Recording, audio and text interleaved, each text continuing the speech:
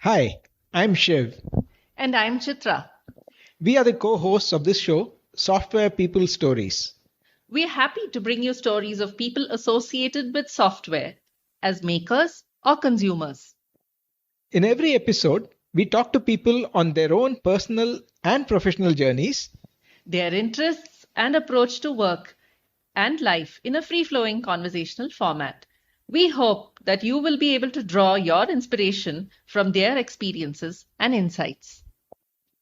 These podcasts are made possible by PM Power Consulting, who have helped individuals, teams, and organizations on their delivery excellence journeys.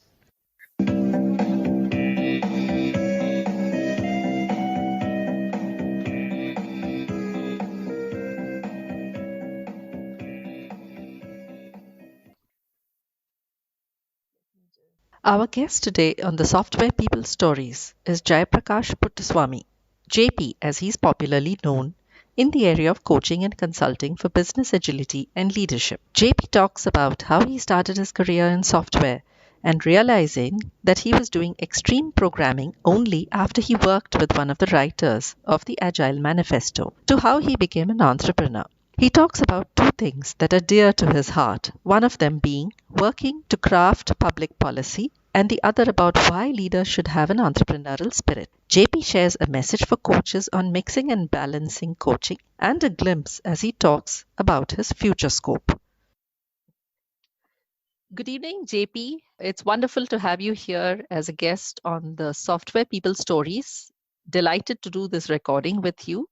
A very warm welcome to you.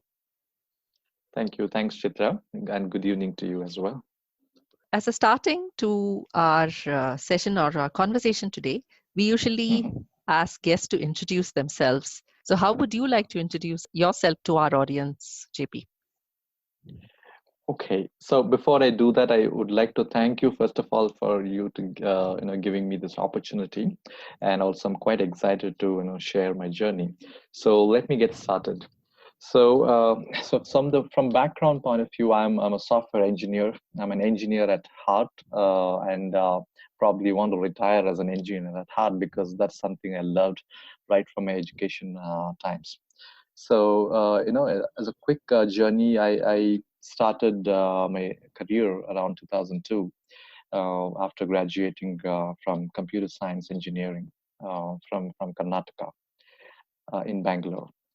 So since then, it's been about almost now close to 17 years of journey in the industry, IT industry, I would say, and had several exciting turns in my career. Especially every few years, I was rediscovering myself, and there were multiple occasions where I took on something which I never thought I would get into, even including the entrepreneurship.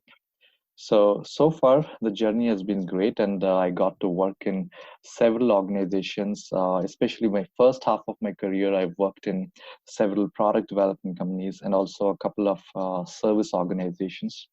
And also in the second half, because I got into consulting and coaching, I got to interact with almost close to 40 plus organizations so far in the last 7 to 8 years of my entrepreneurship journey, and it's quite exciting. Maybe we will get into more details specifically on based on how we move forward. Certainly. Wonderful introduction there, JP. Thank you. What made you choose computer science as a discipline for your education? Wow. Okay, that's a really nice question. In fact, I started studying computer science right from my 12th standard, 11th and 12th. Well, so there were a couple of reasons. One was, of course, my dad wanted to put me into some kind of curriculum which helps me find a good job. And at that point of time, I think late 90s and early 2000, there was this complete boom on computers, and especially IT getting evolved in Karnataka, especially in Bangalore. I mean, the Bangalore was not yet known as Silicon Valley. It was started getting recognized around that. So it was one of his ideas.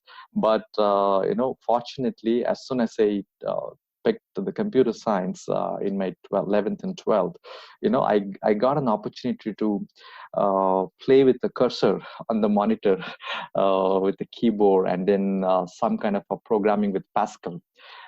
That's when I got familiar with, apart from the history of computer and the first computer, etc., etc. I got into programming aspects with using Pascal and somewhere around 96 or something like that, and that actually created a lot of curiosity, right, from a cursor to a programming. And since then, I never looked back about the computers, right? So it created a lot of interest. And then eventually, when I got into engineering, though engineering, you must be familiar that in most of the curriculums, we have a combination of electronic based subjects and many other things along with computer science. But what caught my attention was some of the advanced topics like artificial intelligence, computer graphics, or let's say advanced Unix programming, or even there was a subject called finite automata and formal languages. So it again pulled me into deeper aspects of computer science. And eventually, I started figuring out that all this is to help people, help humanity, the society, in the application of science using software. And that is something which attracted. So that's when, I got deeper into it. Wow, that's something maybe we should talk about in depth some other time, application of technology to help humanity. That's another favorite topic of mine too. So while you got into the industry and you said that you did both product development and you worked for services organization, what are some of the experiences that you could perhaps contrast between working in these two different kinds of organizations? And what were your learnings from those experiences? I think that's again a very interesting point. And the more I think about this, when I look back, I could only recall many hidden learnings that were not very obvious when I was going through. But when I look back, both as an employee as well as the leaders and managers I've worked with in service and product organizations, there are several dimensions that has opened my entire canvas into what it means to serve someone, especially serve customers, right? But if I were to contrast, and if I again reflect back my experience, right, first couple of years, in fact, it has been a good, I would say, a zigzag between a service and a product organization in the first few years. My very first software experience was with a service organization, and I was working for a France-based company called Valtech, and that was developing an application called, if I still remember the name, Agiforce PME. It is like an application meant to help the entire France government and the public on the tax collection and management across France, right? But it was a service organization, but the application I was working was a really an enterprise application in nature, which touched lives of several people, both in the government side and the public side. But my experience there, and also in the subsequent service organization, is that the people, the leaders, I think they are generally referred to as account managers, who are who are managing the account for the clients. They are so agile by nature. They are so well connected with not only with clients, but also with the engineering team which is working for them, and they do such a good balance. They've given their neck for, let's say, several crores of money. At that point, I was not even sure how the financials were working when I was very young. But if I were to recall now, right, the whole point is about how an account manager works and balances his or her interactions with the clients as well as this. And the only way for such person is to be agile and nothing else, right? If I recall that. Whereas in a product organization, on contrast, such responsibility is not just for such account managers. not just for such client facing people. It is quite spread across the organization, because sometimes I've seen that the culture which is embraced in product organization is that can we work as a whole team. Okay, starting from your product management or salespeople to engineering and support functions. But having said that, I have seen a lot of different setups in huge product organization where you are just a part of a captive unit, or you are just an internal service organization for the rest of your product organization. All this combination, but in summary, I could see that there is a culture within which this whole management works, and that is slightly different based on the business model in a service organization versus a product organization. I don't know if it is a long answer to your question. No, it's really interesting, because one thought that stayed with me was, agile account managers and Yep. connecting with people and making Yep. sure that you're connected with customers on one side and then Yep. delivery people on one side, and then balancing the two. I think that was really beautifully said, JP. Thank you. You talked a lot about customers in the Yep. context of services companies. You said, what is Mhm. it that you experienced while serving customers? And in product organizations, whether it's captive or other product organizations with their own business Mhm. models, the end of the Mhm. day, there's a customer at the end there. Right. What is Yep. it that you learned or perhaps did differently to be able to Mhm. understand customer needs?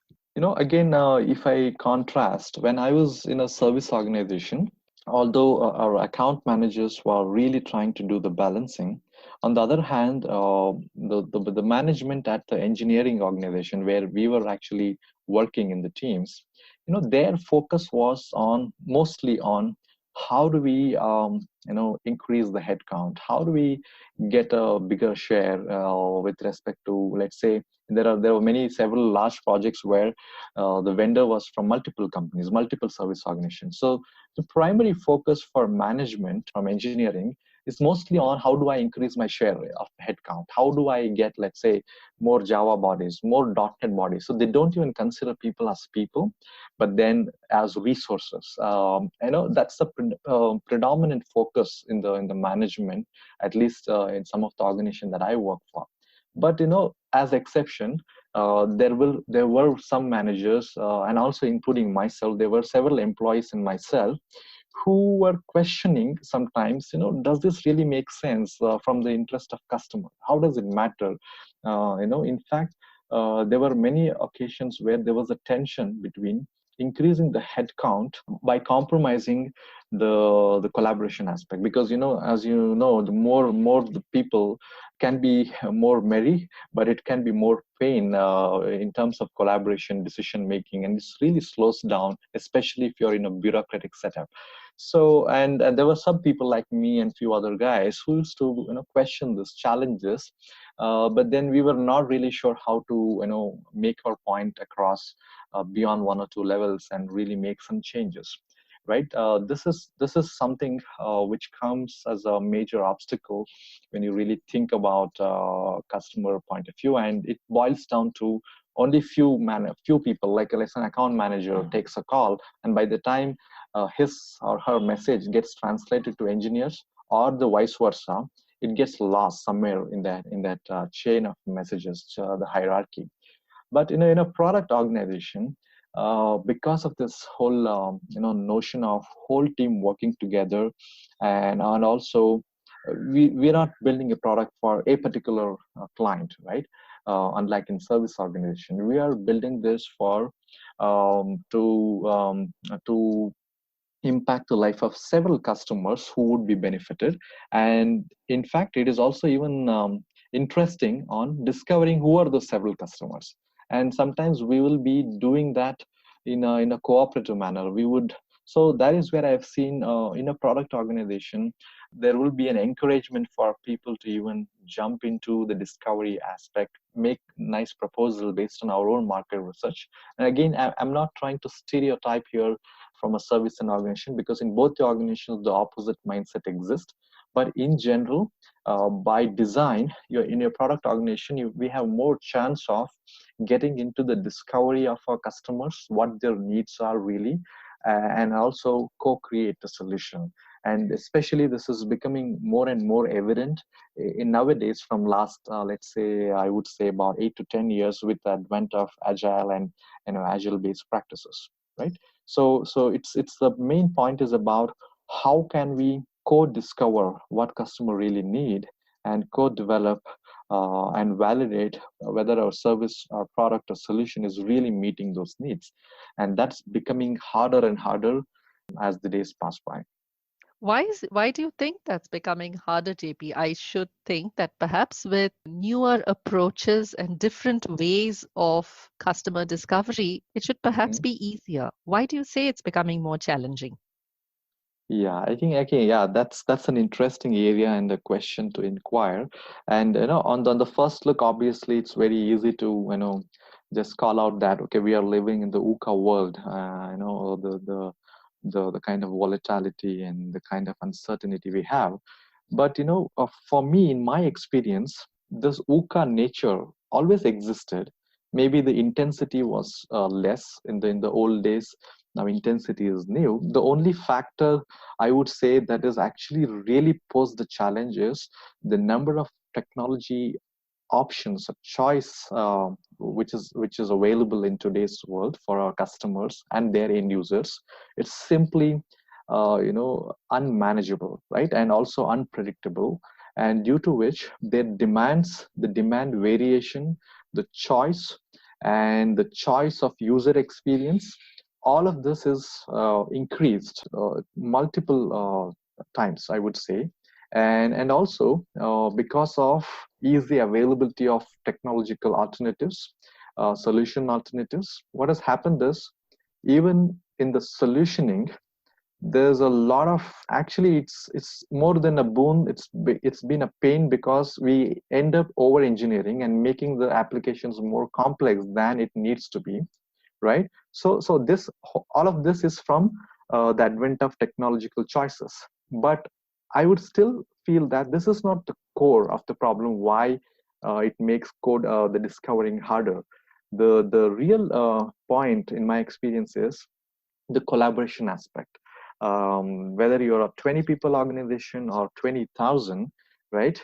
What really separates one organization from another in the area of discovering customer needs is how inclusive is your discovery process, in terms of, do we have a practice where all the concerned people from different flavors, or let's say different disciplines, like one may be very good in user experience part, one may be very good in the market research part, maybe another person is very closely working with customer, and of course the engineering representatives, including financial guys, can all of these people work together and co-discover? That differentiates one organization from other. The lesser the representatives, the lesser the inclusiveness, harder is the discovery for any organization, irrespective of whether it's service or product. That's a wonderful insight, JP. I was almost thinking that you were going to say, give a golden formula for a customer being spoiled for choice in a VUCA world. And I was anticipating that you're going to say something magic that can actually help relieve or make customer discovery easier. But it's so simple. Yeah, in fact, the magic is in the people, and not in the solution, not in the jargons. It's in the people and how we enable people to work together. You said that you have loved this journey of self-discovery and your career has sort of evolved on those lines. So Right. what Yeah. in this journey made you look at coaching, consulting, and sort of move away from the hurly-burly of the software industry? Again, if I were to refer to my initial statement about my first half of my career was more about doing the regular software engineering work. I was a programmer, I was coding, I was designing, I was interacting. I was trying to do many more things which is not even defined in my job description, the so-called JD. But it was somewhere around because especially what gave me a different avenue is my relationship with agile way of working. And I must say I was really fortunate, and also it was a good timing that in the very beginning of my career, I started around 2002, and right in 2003, I got into something called unified process and extreme programming right in 2003. Especially, I was very fortunate to work under the guidance of a person called Mr. Craig Larman, who was then a chief scientist in Valtech, and today he's one of the and he's also an Agile Manifesto guy, and today he's one of the leading coaches, organization agility and organization design coach, and he's also the co-creator of a scaling framework called large scale Scrum. So it was that person who inspired me about a different way of working. And frankly, I've not really worked in the traditional way so much, but I've had a taste of it. But because I started in 2003 itself, especially with extreme programming, without even knowing that it was called XP or even Agile for that matter, for almost 1 year, only when Craig visited India and he was publishing and talking about his book, the very first book on Agile for managers or something like that. It was on that day I realized that in the last 1 year, I was actually using Agile practices from extreme programming. So such was a solid start of my Agile career. And all that 1 year, I had actually experienced the value of sitting in a co-located space, working in a pair programming, use case modeling, some of the unified practices along with XP, and the power of working and taking quick decisions along with the fellow people, colleagues, and even the management people. With that start, every time I moved on to different companies, there was some or the other flavor of Agile, for that matter. Especially in IBM Software Labs, we were using RUP. I was a part of WebSphere product development group for some time.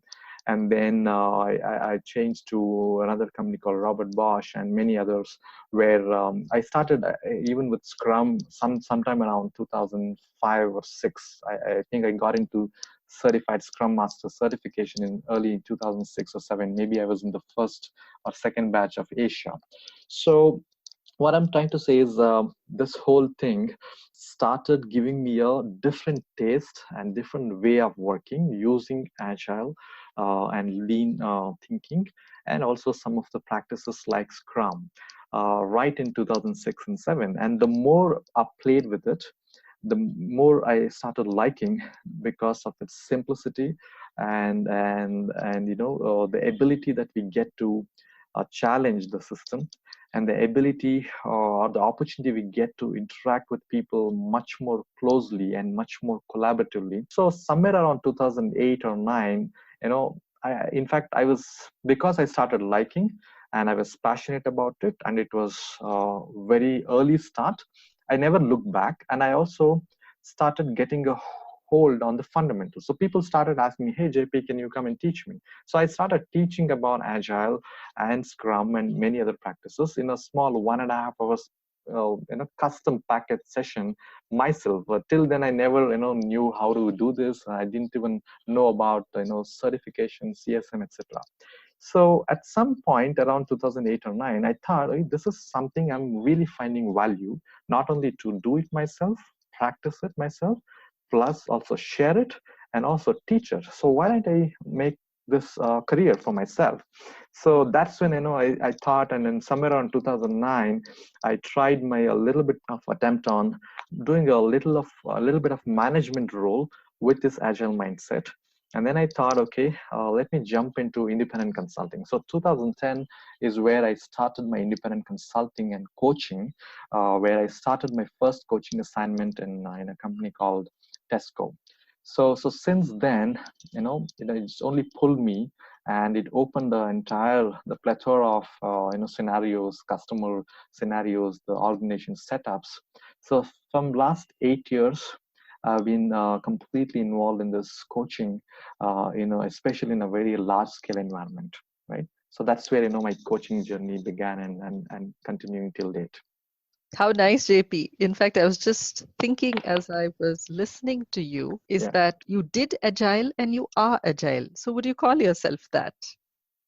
Oh yeah, definitely. I'll be very proud to say that I've been agile throughout my career, mainly because of my own nature of questioning things and not settling with the status quo, and also experimenting in my career. I jumped into entrepreneurship right after about 8 years of my career, and I didn't even know how this was going to work. And every year in entrepreneurship, I would say every quarter, there were many quarters where I didn't know how myself and my co-founders are going to get our bread and butter for next 3 months. Where do we get the next set of customers, especially in the agile related services, because they are so abstract, and agile was also evolving, coaching was evolving.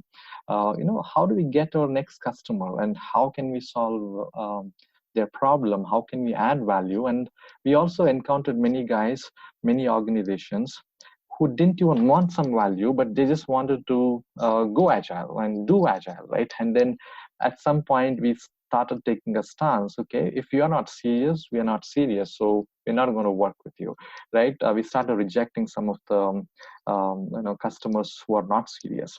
So that way we are being agile. Not only, at least I'm being agile, not only in my own journey, but also with my colleagues and my other partners. We are being agile even in discovering our customers in the coaching space, serving to them, and discovering newer and newer ways of collaborating with other coaches, right? So yeah, that's been a very agile journey till date, and probably it will continue for lifetime. Certainly seeing a lot of topics for larger discussion forums here, JP. And I can't help but ask this question. Do you adopt agility in your day-to-day life? And what does that look like? Yeah, this is definitely another interesting aspect, and I'm certainly, I would say, trying, because again, agile is all about experimentation, and you have different kind of stakeholders in day-to-day life, especially in the family. And so it's such a challenging thing that on one hand, we are coaching, we are teaching, and we are sharing agile ways of working. And at a point, if you really get into seriously about this, it becomes a second nature. You can't be an agile person in office and non-agile person in home, or non-agile person with your relatives and friends. It becomes second nature, and that's what happened to me. But then when it comes to making use of certain practices, what I realized in last I would say about 7 to 8 years, the less jargons you use, the better you are, because agile is not about jargons. How can we convey? And that actually, your question inspired me to share another part of my career which is happening in parallel. That's my interaction with society in the public policy space, and several organizations which are working for enabling certain things in the society and community we live in. And if I really look back, my entire confidence, the self-confidence, the first-hand experience of being agile and serving with agility comes from my experiments in the society more than the software industry, right? So several years back, there was a like-minded set of people who are meeting on certain initiatives on almost on a weekly basis. We were having calls every day for 5 to 10 minutes, just to share what we accomplished and how do we go forward in a very abstract experiments in the area of public policy, primary education, etc. And then if you really look back, they are no different from our Scrum practices, but it's just that we never use the terms like Scrum or daily stand-up, etc. And we were also doing face-to-face meeting. All of that was actually a real-world application of Agile, and with successful results. Unlike software, where it probably takes some years and there will be many constraints to see quick results. I would say, even if it is not quick, even the delayed results with still difficulty in software industry. But I was able to see that in the society, the experiments I was working with. So same thing, I tried in my family. I have my daughter and a son, a wife, and my parents, and my brother-in-law, sister. Every time we want to try something new, we use all these practices, obviously without any jargons. Every time I experiment, it gives me a learning. It gives me a learning of what to do or what not to do, how to do, how not to do. This is so fascinating, JP. Thank you for sharing this with us. And it's so interesting to know Hmm. that there are people like ourselves who worked in a Hmm. very different kind of industry, seeing themselves extend their learning and methods of collaboration in a space like public policy. Yeah, definitely. There are many people who are doing this, and there is a great deal of learning that we can have if you know how to collaborate with them. So you said that leaders should have Hmm. an entrepreneurial spirit. So what, Hmm. in your experience, has been a good combination of, leadership skills or the coming together of leadership skills and an entrepreneurial spirit? How does Hmm. that, shape the influence and effectiveness of a leader? And how does Hmm. an organization benefit from having a leader having these characteristics? Right. That's again a great question, and also something which all of us need to ponder upon to really bring some agility in all our experiments. Again, if I relate back to my initial comments on the service organization, the account manager kind of people who are agile by nature, right? If I look at them, and if I really compare with some of the leaders who are trying to be agile leaders with the formal agile initiatives, right? There is a contrasting difference between people who work with entrepreneurial spirit, irrespective of whether you're a service or a product organization, versus people who want to be an agile leader but who lack entrepreneurial spirit. And what do I mean by that? That means when leaders want to take on an uncertain journey, which could be full of risk, right? Now, obviously, as an entrepreneur, right, if you really look at the dictionary definition of an entrepreneur, very simple. It says a person who sets up, who establishes an enterprise and assumes also all the risk associated with it, right? That is such a simple definition, but when it comes to practice, it requires the leader, the promoter of the organization, or the leader who's leading an initiative to really take on a journey where there is uncertainty every moment, every hour, maybe every day, right? And first of all, are you willing to? So the big factor is, are you willing to go through such a painful journey? And also, will you be open enough to make it less painful, right? And if there is any leader who assumes that transformation or any kind of entrepreneurial journey would be a piece of cake or a cakewalk or something very smooth, that means you already lack the entrepreneurial spirit, because that can never happen in reality. It will be painful. As you all know, the transformation is not easy. Sometimes it can be even a bloodbath if you have a lot of bureaucracy and hierarchy and many other things that kick in the organization context. So what I really want to distinguish here is, if a leader first has a willingness to go through such journey and an open mindset of, say, using a different leadership style. Again, when I say leadership style, I'm not really talking about some literature about leadership style. I'm talking about the nature of a leader, right? Let's say catalyst. If I were to use the word, then I would pick catalyst. Can you be a catalyst kind of a leader where you're okay to drop your own idea, drop your own stuff, and create a space where your next set of leaders and other people can co-lead, co-own an initiative, and all you do is facilitate. And definitely, as a leader, we have to be on top of risk, on top of the progress, etc., etc., even the outcomes. But can we do it in a inclusive manner, in a co-creative mindset? And that's something very closely related to entrepreneurship, right? And great entrepreneurs make that happen by letting others co-own instead of only themselves leading it and doing every bit of it. So this is something which differentiates leaders who can take on an agile journey versus other leaders who get into an illusion and get into the trap of agile transformation. Lots of points there for aspiring leaders to take away, JP. Thank you for sharing some of those insights. What are some messages that you'd like to share through this podcast? That's a very important question, because I really want to convey one important message, especially people who are in the coaching space, who are in the enabling space, in any kind of a transformation, any organization, right? This is a message for such coaches and people like me and you who are also working in this area very hard. So it's very important to distinguish that when we are in a coaching mode, depending on the context of the organization. In fact, in all contexts, there is a business problem at hand, right? Obviously, organization hire coaches to make their life easy in terms of achieving the business outcomes. And if they could have done it themselves, they wouldn't have hired coaches, they wouldn't have taken help.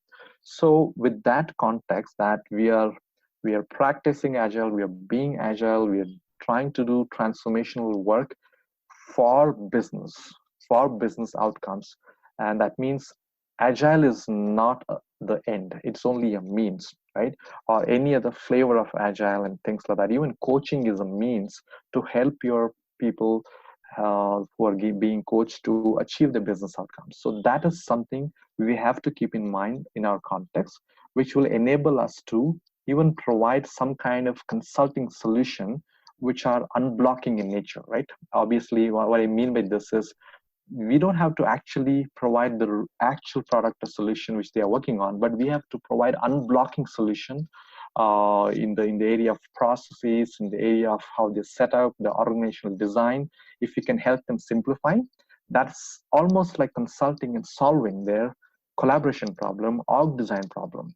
And many people who undergo this theoretical coaching certification think that, oh, this is something we are solving. In fact, a coach is not supposed to solve, right? And I would like to clarify that a coach is supposed to solve these kind of blockages so that the people who are being coached can figure out their best way of reaching their journey. So like I mentioned, as coaches, it's very important to distinguish between solving or consulting to help our clients unblock themselves with the organizational design issues, the collaboration issues, and things like that, versus actual coaching, which is more of a deep conversation between a coach, that means ourselves, and the person we are coaching. And that's a one-on-one deep conversation that happens either sometimes in a one-on-one setting, sometimes even in a group setting. But those coaching conversations are light, they are momentary, and they are voluntary by the people who need to be coached. We cannot really force upon coaching to someone, but they are only a portion of our coaching work. Rest of the work is helping them unblock themselves, which they cannot do themselves. And I'm only referring to the periphery issues, not their core product or project or solutioning. That is the expertise of those people. But our expertise is how do we make them see the non-obvious issues in collaboration and org design, etc., and how can we help them solve so that they can do their core work much better. And that is where we need to balance as coaches. Especially when you're working with a leader, we have to be definitely more empathetic about the situation they are going through, the context which is driving their behaviors. How can we help them sail through in that context and even challenge some of the status quo? How can we help there? That is by solving for them, unblocking them, versus doing coaching conversations to enable a person to do it himself or herself in my absence. And there is a good mix and balance is what is needed for coaches. That's probably my key message that I want to share with any aspiring coaches or practicing coaches. Very nice message, JP. Thank you. Mhm. What if it wasn't for the IT industry? what would you have done? Oh yeah, so that's a great question, and like I mentioned, I carry a lot of passion in the education space for a couple of reasons. One, my first and important reason was my father was from education department, and I've had several experiences along with him when he was working as a teacher, the headmaster, and some officer who was inspecting schools and things like that. Several moments inspired me from my childhood to get into this education space. And also, since I was passionate about teaching and learning, newer ways of learning, newer ways of teaching, experimenting. And so if I were not in the IT industry, I would have been in the industry of research in education, research in teaching and learning methods. In fact, I've started that on a parallel note, and maybe very soon I would probably be out of IT and I would retire in this space, where one of my goals in my life probably for the lifetime is how do we enable every child to jump off the bed every morning to discover the world and create whatever it wants, right? How do I enable this is something I'm really passionate about, and I really look forward to collaborate with many people in this space very soon. That's a beautiful thought, JP. I think you're already doing it through your coaching and training and teaching. So I guess that had to come out somewhere after all.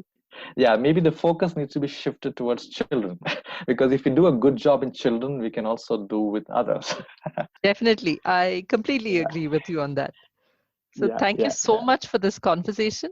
It's yeah. been wonderful talking to you, and I certainly look forward to more conversations with you. There are so many topics that I'd love to explore with you.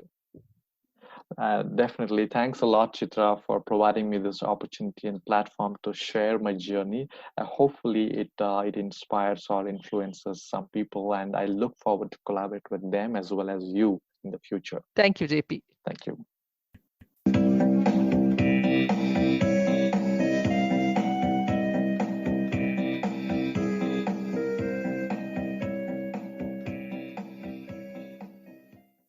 If you like the show and would like to share your experiences with the community or know someone else who might want to do that, please get in touch with us at podcast@pm-powerconsulting.com. That is podcast@pm-powerconsulting.com. Please rate this show on Podchaser, Stitcher, iTunes, or any other podcast client that you find us on. Please also share our episodes with your friends and others in your network. If you or anyone you know would like to be featured on our show, do write to us at this email address: podcast@pm-powerconsulting.com.